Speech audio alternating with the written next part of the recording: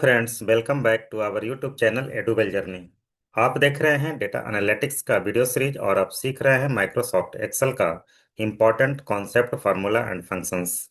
आपने इस video series की कड़ी में बहुत कुछ सीखा है। आज हम लोग एक नया टॉपिक सीखेंगे जिसमें इफ फार्मूले का इस्तेमाल करेंगे और उसके साथ ही बहुत सारे कॉन्सेप्ट, फार्मूला, फंक्शंस एक ही वीडियो में कवर करेंगे। आज का ये वीडियो थोड़ा लंबा होने वाला है, इसलिए आप सभी लोग इस वीडियो को अंत तक जरूर देखें। इफ का फार्मूला इस्तेमाल करेंगे और इसके साथ ही बहुत सारे फार्मूला इस्तेमाल करेंगे एक ही वीडियो में। एक ओवरव्यू हम लोग ले लेते हैं कि क्या क्या फार्मूला इस्तेमाल करने वाले हैं। जिसमें आप देख रहे हैं मेरे स्क्रीन पे रैंडम बिटवीन लिखा हुआ है। इसका इस्तेमाल करेंगे। रिलेटिव रेफरेंस का इस्तेमाल करेंगे। सेल रेफरेंस का पार्ट होता है रिलेटिव रेफरेंस, और एब्सोल्यूट रेफरेंस ये भी सेल रेफरेंस का पार्ट होता है। इफ का फार्मूला का तो इस्तेमाल करेंगे ही, साथ में नेस्टेड इफ का इस्तेमाल करेंगे। नेस्टेड इफ का मतलब होता है कि एक ही सेल में एक से ज्यादा इफ का फॉर्मूला इस्तेमाल करते हैं, यानी एक ही सेल में एक से ज़्यादा कंडीशंस माइक्रोसॉफ्ट एक्सेल को देते हैं, तो इसे नेस्टेड इफ कहते हैं। और साथ में एफ इफ्स का भी इस्तेमाल करेंगे। इफ्स का मतलब ये हो गया कि ये इफ सिंगुलर है और ये इफ प्लूरल है, यानी एक से ज़्यादा इफ का इस्तेमाल करेंगे तो इफ्स का यूज करेंगे। उसके बाद एंड का भी यूज करेंगे और एस्ट्रिक्स का भी यूज करेंगे। तो एक ही वीडियो में ये सारे कॉन्सेप्ट मैं आज कवर करने वाला हूँ, इसलिए ये वीडियो थोड़ा लंबा हो सकता है। इस वीडियो में मैं क्या करूँगा कि एग्जाम्पल भी प्रिपेयर करूँगा, एग्जाम्पल बनाऊंगा, और साथ में उस एग्जाम्पल को सॉल्व भी करूँगा। सॉल्यूशन भी यहीं पे प्रिपेयर करूँगा, सॉल्यूशन यहीं पे दूंगा मैं, और एग्जाम्पल भी प्रिपेयर करूंगा, यानी क्वेश्चन भी मैं तैयार करूंगा आज के वीडियो में और आंसर भी तैयार करूंगा। तो थोड़ा लंबा हो सकता है ये वीडियो, आप इस वीडियो में अंत तक जरूर बने रहें, आपको बहुत कुछ सीखने के लिए मिलेगा। तो चलिए शुरू करते हैं। मैं अभी एक एग्जाम्पल लेने वाला हूं जिसमें मैं ये लूंगा कि एक एग्जाम हुआ है अभी, और आप सपोज कर सकते हैं कि सीबीएसई का 10th बोर्ड का एग्जाम हुआ है, जिसमें टोटल 5 पेपर्स थे, और 5 पेपर्स का मतलब कि टोटल 500 मार्क्स का एग्जाम हुआ है। तो यहाँ ऑलमोस्ट 20 स्टूडेंट्स का मैं एग्जाम्पल लेने वाला हूँ कि उन लोगों ने कितने मार्क्स ऑब्टेंड किए हैं, कितने मार्क्स प्राप्त किए हैं 500 में। उसी का एक एग्जाम्पल लेने वाला हूँ, और इसी एग्जाम्पल में मैं ये सारे फार्मूला इस्तेमाल करने वाला हूँ। तो देखिए, मेरा कंडीशन क्या है कि टोटल मार्क्स 500 मार्क्स का है, और पास परसेंटेज 30% का है, कि अगर 30% मार्क्स कोई स्टूडेंट ले आता है तो वो पास हो जाएगा। उसके बाद कंडीशन ये है कि अगर 30% से कम मार्क्स आता है तो फेल हो जाएगा। यहाँ पे कंडीशन ये है कि अगर कोई स्टूडेंट 30% के इक्वल टू या ग्रेटर देन मार्क्स लाता है, यानी 30% या उससे ज़्यादा लाता है, और साथ में 45% से कम मार्क्स लाता है, तो वो थर्ड डिवीजन में आएगा। यहाँ दो कंडीशन है कि 30% से ज़्यादा होना चाहिए और 45% से कम में होना चाहिए। यहाँ पे कंडीशन ये है कि 45% या उससे ज़्यादा होना चाहिए, साथ में 60% से कम होना चाहिए। अगर इसके बीच में मार्क्स आता है तो वो सेकंड डिवीजन हो जाएगा। एक कंडीशन यहाँ पे और है कि 60% या उससे ज़्यादा होना चाहिए, बट 75% से कम है तो उसे फर्स्ट डिवीजन दे देंगे। और अगर 75% से ज़्यादा या उसके बराबर मार्क्स आता है तो उसे फर्स्ट डिवीजन तो देंगे, साथ में डिस्टिंक्शन भी दे देंगे।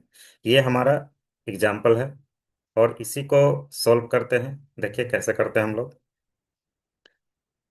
यहाँ पे पहले से मेरे पास कुछ स्टूडेंट का नाम है, जो मैं यहाँ कॉपी करके पेस्ट कर देता हूँ। आप इसको देख सकते हैं।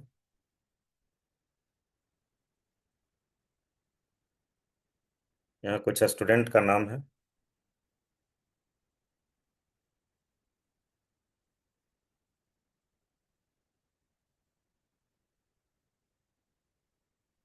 देखिए यहाँ पेस्ट कर दिया है। इसको मैं थोड़ा बोल्ड कर देता हूँ। बोल्ड कर दिया है। बोल्ड करने के लिए कंट्रोल और बी प्रेस करेंगे तो ये बोल्ड हो जाएगा। उसके बाद मैं चाहता हूँ कि ये सारा मेरा बॉर्डर हाईलाइट हो जाए, तो मैं क्या करूँगा कि यहाँ होम में जाऊँगा, बॉर्डर में जाऊँगा। यहाँ पे देखिए कि ऑल बॉर्डर है, इसको क्लिक कर दूंगा तो ये मेरा बॉर्डर हाईलाइट हो गया। अब क्या करना है कि इस कॉलम में देखिए कि मेरा मार्क्स ऑब्टेंड का कॉलम है, तो ये स्टूडेंट का नाम है। तो ये स्टूडेंट कितना मार्क्स लाया है आउट ऑफ 500, ये हमारा 500 टोटल है। टोटल में से 500 में से कितना मार्क्स लाया वो उसको मैं यहाँ पे लिखूंगा। तो यहाँ पे लिखने के लिए या तो मैं टाइप करूंगा या कुछ ऐसा फार्मूला माइक्रोसॉफ्ट एक्सेल में लगाऊंगा कि अपने आप यहाँ पे मार्क्स आ जाए। तो पहले मैं टाइप कर लेता हूँ कि मैं ये सपोज करके चलता हूँ कि जो भी स्टूडेंट है वो 100 मार्क्स से ज़्यादा लाया है और 500 से कम लाया है। तो एक तो तरीका है कि मैं यहाँ पे टाइप करके लिखूँ कि कुछ स्टूडेंट 345 लाया है, कुछ 276 लाया है, कुछ स्टूडेंट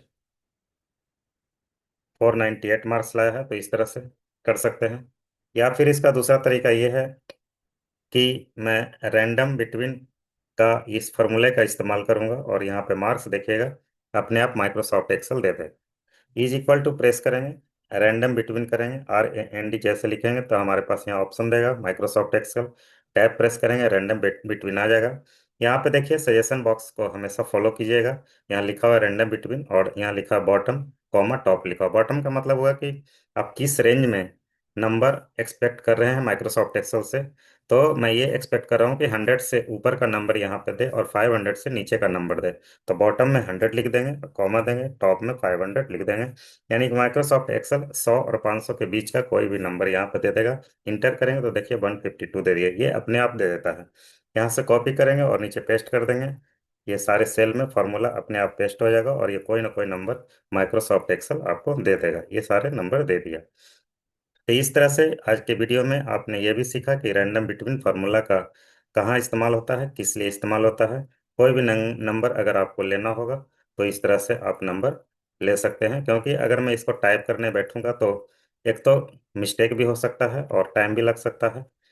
अब क्या करेंगे कि इस सेल में देखिए आप यहाँ फार्मूला बार में देखिए यहाँ फार्मूला लगा हुआ है। मैं चाहता हूँ कि इसमें से फार्मूला हट जाए।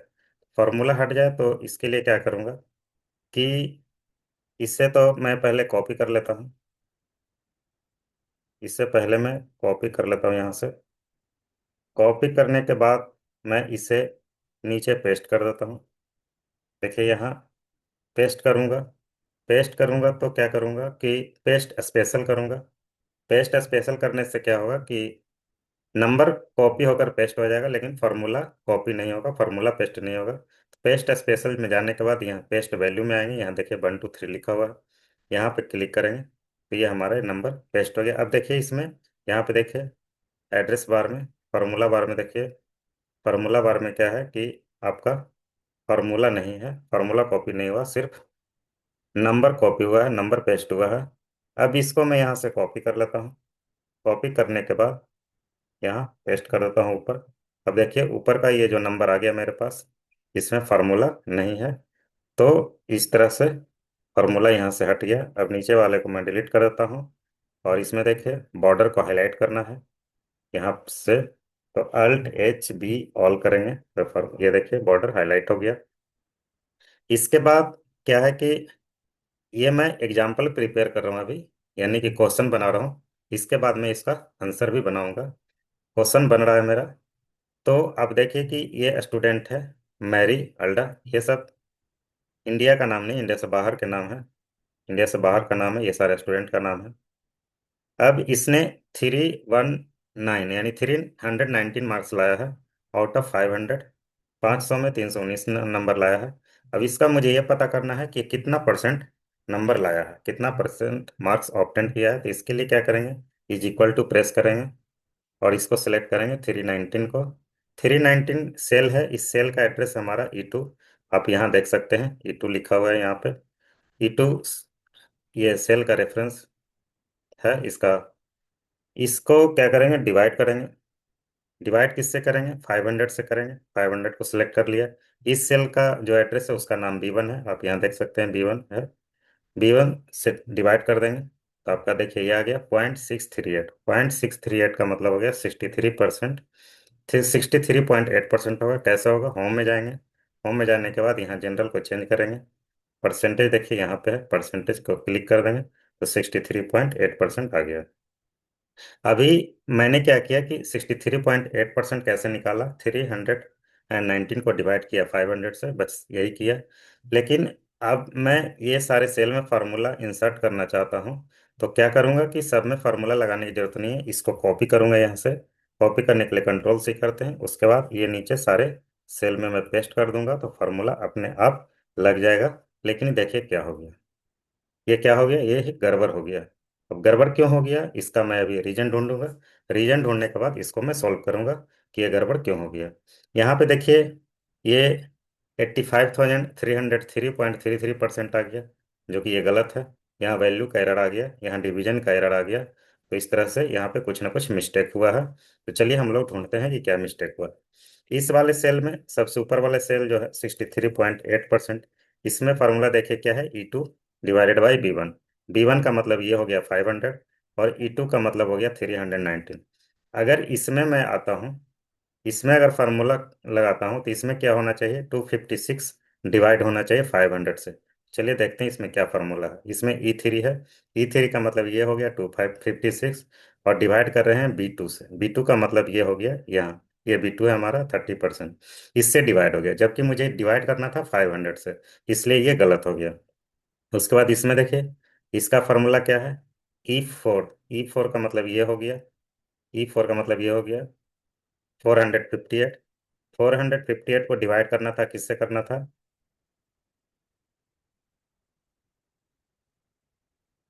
यहाँ देखिए 458 को डिवाइड करना था मुझे किससे, 500 से डिवाइड करना था। आप यहाँ देखिए E4/B3 हो गया। E4 तो ये ठीक है, लेकिन B3 इससे डिवाइड हो गया। इस B3 में क्या है, फेल लिखा हुआ है। तो जब इससे डिवाइड होगा तो वैल्यू का एरर दे देगा, क्योंकि फेल कोई वैल्यू नहीं है, इसलिए वैल्यू का एरर दे रहा है। उसके बाद यहाँ देखिए इस वाले सेल में क्या हो गया, इस वाले सेल में क्या हो गया, इसमें देखिए E9 है डिवाइडेड बाई B8। E9 तो ये ठीक है 435 और डिवाइडेड बाई B8 हो गया। B8 कहाँ आ गया, B8 देखिए यहाँ पे आ गया। यहाँ पे क्या है, ब्लैंक है। ब्लैंक से जब डिवाइड करें तो ये डिवीजन का एरर दे देगा। तो इस तरह से क्या हुआ कि हमारा यहाँ पे फॉर्मूला गलत हो गया। गलत क्यों हो गया, क्यों, क्योंकि ये डिवाइड करना था 500 से। 500 जो सेल है उस सेल रेफरेंस का नाम B1 है, तो B1 को यहाँ पे लॉक करना होगा। B1 को लॉक करने के लिए हम लोग F4 प्रेस कर देंगे तो B1 लॉक हो जाएगा। जैसे B1 लॉक होगा तो B के आगे डॉलर का साइन आ जाएगा और 1 के आगे डॉलर का साइन होगा। उसके बाद इंटर कर देंगे, हमारा B1 लॉक हो गया। और इसको कॉपी करेंगे, कॉपी करने के बाद नीचे सब सारे सेल में पेस्ट कर देंगे।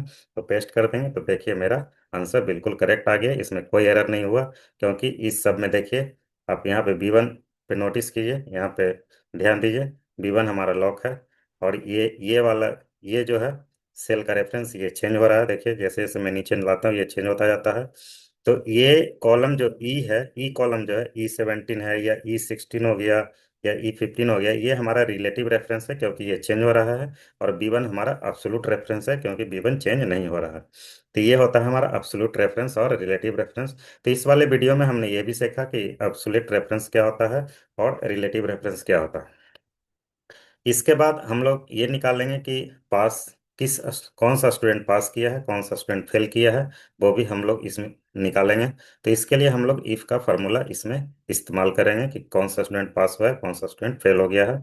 तो देखिए इसको कैसे करते हैं। इफ का फॉर्मूला इस्तेमाल करेंगे, इसमें इज इक्वल टू प्रेस करेंगे और इफ प्रेस करेंगे। इसके बाद टैब प्रेस करेंगे। टैब के बाद क्या करेंगे कि कौन सा स्टूडेंट पास हुआ है, कौन सा स्टूडेंट फेल हुआ है। उसका कंडीशन ये है कि अगर 30% से कम मार्क्स आया है तो फेल हो जाएगा, अदरवाइज क्या होगा, पास हो जाएगा। तो यहाँ लिखते हैं, ये है हमारा F2। F2 is less than किससे, 30% से। अगर 30% से कम है तो फेल होगा, अदरवाइज पास होगा। तो 30% यहाँ पे A9 आ गया। A9 को मैं क्या करूँगा, यहाँ पे लॉक कर दूंगा। तो यहाँ पे कंडीशन क्या हो गया कि A9 से कम है अगर F2, तो रिजल्ट क्या आएगा, फेल का आएगा। फेल लिखने के लिए यहाँ पे डबल कोट में लिखेंगे, FAIL डबल कोट बंद हो गया। और अगर ये कंडीशन मीट नहीं होता है, अगर ये कंडीशन मीट नहीं होता है तो क्या होगा, पास का रिजल्ट दे देगा। पास का रिजल्ट दे देगा, माइक्रोसॉफ्ट एक्सेल ब्रैकेट क्लोज कर देंगे और इंटर कर देंगे। देखिए यहाँ पे पास शो कर रहा है क्योंकि 30% से ज़्यादा है। इसको डबल क्लिक करेंगे तो डबल क्लिक करने के बाद ये देखिए कॉपी पेस्ट हो गया सारे में। अब इसमें देखिए कोई भी स्टूडेंट फेल नहीं हुआ है क्योंकि सभी स्टूडेंट का मार्क्स 30% से ज़्यादा है। आप देख सकते हैं सभी फेल हो गया। अगर इसी को मैं यहाँ पे कर दूं कि यहाँ पे 140 कर देता हूँ। 140 करने से क्या हो गया देखिए, 28% मार्क्स हो गया तो फेल हो गया। उसी तरह और देख लीजिए, यहाँ पे मैं कर देता हूँ 129। ये 129 मार्क्स आए थे, यहाँ पे फेल हो गया। उसके बाद मैं यहाँ पे कर देता हूँ 146। देखिए ये भी फेल हो गया। तो इस तरह से आप इफ का फार्मूला का इस्तेमाल कर सकते हैं कि कौन सा स्टूडेंट पास हुआ है, कौन सा स्टूडेंट फेल हो गया है। अभी तक हमने जो कॉन्सेप्ट यहाँ पे सीखा वो आसान था। अब थोड़ा मैं टफ कॉन्सेप्ट की ओर बढ़ रहा हूँ। इसके बाद जो मैं फार्मूला यूज करूंगा वो थोड़ा टफ है, इसलिए आप काफी ध्यान से इसको देखिएगा। अभी थोड़ा मैं क्या करता हूँ कि ये जो हमारा कॉलम है इसका विड्थ को कम कर देता हूँ। कम करने के लिए क्या करना है कि इसको सेलेक्ट करना है। सेलेक्ट करने के बाद इसको राइट क्लिक करेंगे। राइट क्लिक करने के बाद फॉर्मेट सेल में जाएंगे, अलाइनमेंट में जाएंगे, रैप टेक्स्ट करेंगे और यहाँ ओके कर देंगे। तो अब देखिए ये 2 लाइन में हो गया। हमारा हेडिंग जो था पहले 1 लाइन में था, अब 2 लाइन में हो गया। यहाँ पे देखिए देखने में ठीक नहीं लग रहा है, थोड़ा इसका लुक बढ़िया कर देता हूँ जो देखने में काफ़ी अच्छा लगेगा। यहाँ से क्लिक कर देंगे। अब देखिए ये सेंटर में आ गया, अब देखने में थोड़ा पहले से अच्छा लग रहा है। अब मुझे यहाँ पे ये सॉल्व करना है कि कौन सा स्टूडेंट फर्स्ट डिवीजन आया है, कौन सा स्टूडेंट सेकंड डिवीजन आया है, कौन सा स्टूडेंट थर्ड डिवीजन आया है, कौन सा स्टूडेंट फेल हो गया है और कौन सा स्टूडेंट फर्स्ट डिवीजन आया है साथ में डिस्टिंक्शन मार्क्स लाया है। इसको सॉल्व करने के लिए क्या करते हैं देखिए, यहाँ पे थोड़ा फार्मूला टफ है, इसलिए आप ध्यान से इसको देखिएगा, सीखिएगा, समझने की कोशिश करिएगा। एक बार में ये समझ में नहीं आता है तो बार बार इसे प्रैक्टिस करना होगा। चलिए इसको सीखते हैं। इज इक्वल टू प्रेस करेंगे, इफ लगाएंगे, इंटर करेंगे, सॉरी इंटर नहीं, टैब प्रेस करेंगे। टैब प्रेस करने के बाद यहाँ हमारा पहला कंडीशन ये है कि 30% के बराबर या उससे ज़्यादा होना चाहिए और 45% से कम होना चाहिए, तो थर्ड डिवीजन आएगा। इसमें 2 कंडीशन है, मतलब इस एक कंडीशन में ही, थर्ड डिवीजन के कंडीशन में ही 2 कंडीशन है। तो यहाँ एंड का इस्तेमाल करेंगे। एंड का इस्तेमाल करने के बाद ये दोनों कंडीशन को यहाँ पे लिखेंगे, कॉमा लगाकर लिखेंगे कि ये हमारा F2 है। F2 is greater than and equal to 30%। 30% मैं इसको सिलेक्ट कर लेता हूँ और 30% को यहाँ लॉक कर देता हूँ, A9 लॉक हो गया। इसके बाद एक और कंडीशन क्या है कि F2 is less than, less than होना चाहिए 45% से। 45% हमारा यहाँ, इसको सिलेक्ट कर लिया और इसको भी लॉक कर दिया। इस तरह से हमारा 2 कंडीशन हो गया, दोनों कंडीशन को कॉमा से अलग कर दिया है और इसको ब्रैकेट क्लोज कर देंगे।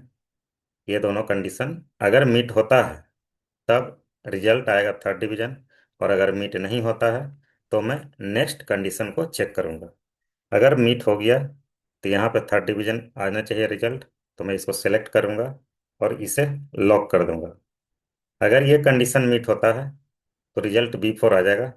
आप यहाँ से देखिए, इसको सेलेक्ट करता हूँ यहाँ पे तो क्या दे रहा है, यहाँ देखिए फॉल्स लिख रहा है, यानी कि कंडीशन मीट नहीं हो रहा है। क्यों नहीं हो रहा है कि ये कंडीशन जो हमारा है F2 is greater than and equal to A9 और F2 is less than A10, ये कंडीशन ये है कि 30% और 45% के बीच होना चाहिए, लेकिन यहाँ 63% है जो इस रेंज से बाहर है, इसलिए यहाँ पे फॉल्स का मैसेज आ रहा था। अभी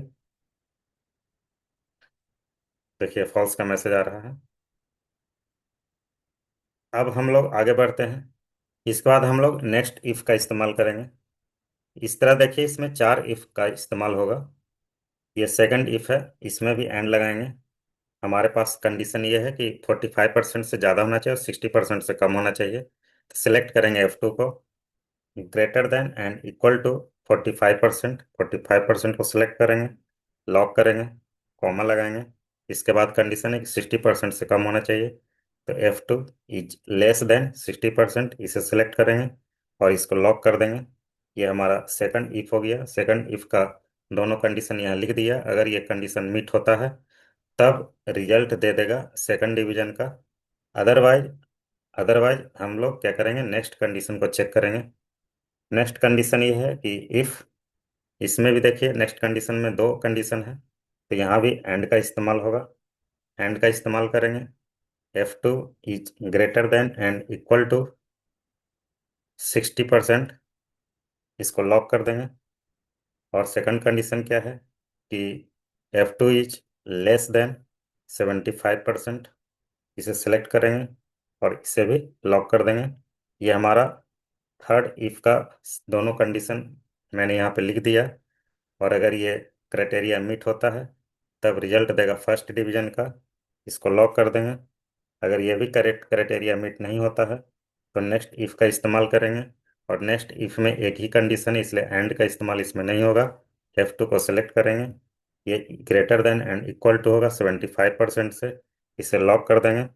और ये कंडीशन मीट होता है तो रिजल्ट आ जाएगा हमारे पास first division with distinction mark, इसे लॉक कर देंगे।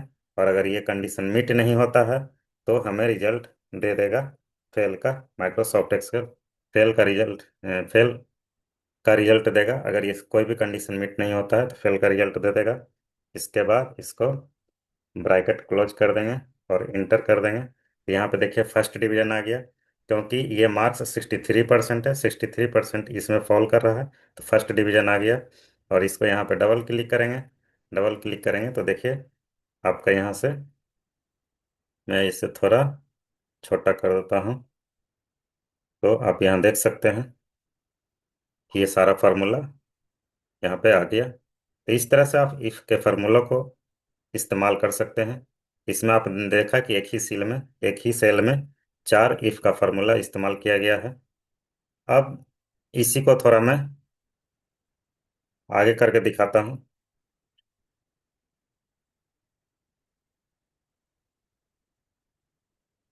यहाँ पे देखिए ये फार्मूला लगा हुआ है।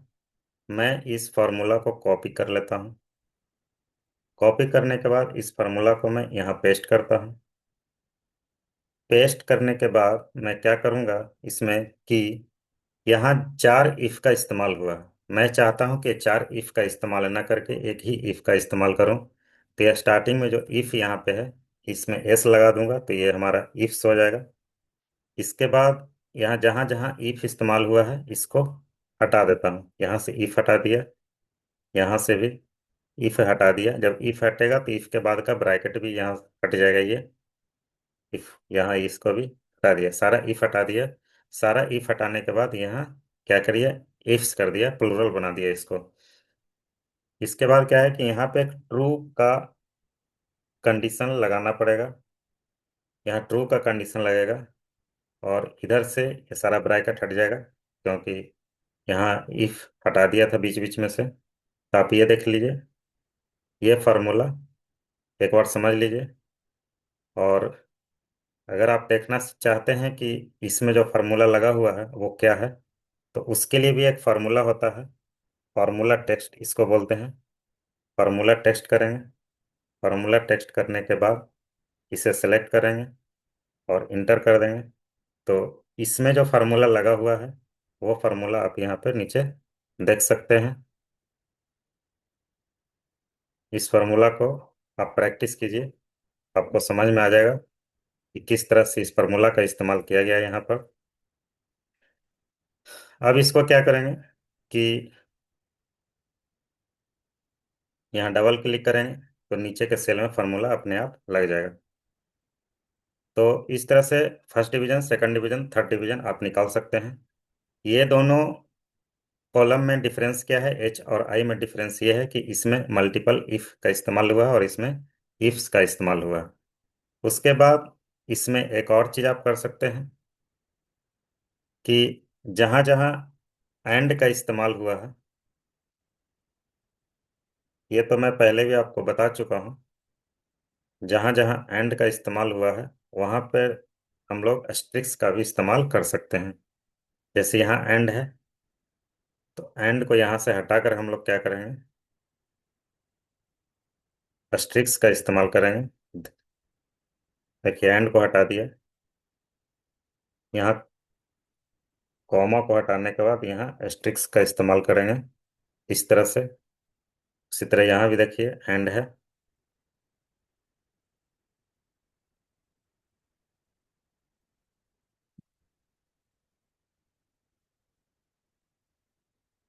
यहाँ से क्या करेंगे, स्टिक्स का इस्तेमाल करेंगे। इस एंड को भी यहाँ हटा देंगे। एंड को हटा के यहाँ स्टिक्स का इस्तेमाल करेंगे। इस तरह से हमारा फार्मूला काम करता है। ये देखिए, हो गया। तो इस वीडियो में आपने क्या देखा? इस वीडियो में आपने बहुत सारे कॉन्सेप्ट एक साथ देख लिया और सीख लिया। इस वाले कॉलम में क्या डिफरेंस है और इसमें क्या डिफरेंस था कि इसमें एंड लिखा हुआ था और इसमें एंड को हटा करके हम लोग स्टिक्स का इस्तेमाल किए हैं। तो इसी तरह के मज़ेदार वीडियो देखने के लिए आप हमारे चैनल को सब्सक्राइब कर लीजिए। वीडियो को अंत तक जरूर देखिए। जब तक अंत तक वीडियो को देखेंगे नहीं, जब तक पूरा फार्मूला समझ में नहीं आएगा। और इसे आप लोग प्रैक्टिस जरूर करें। वीडियो को लाइक करें, सब्सक्राइब करें चैनल को, और वीडियो के कमेंट में कमेंट जरूर करें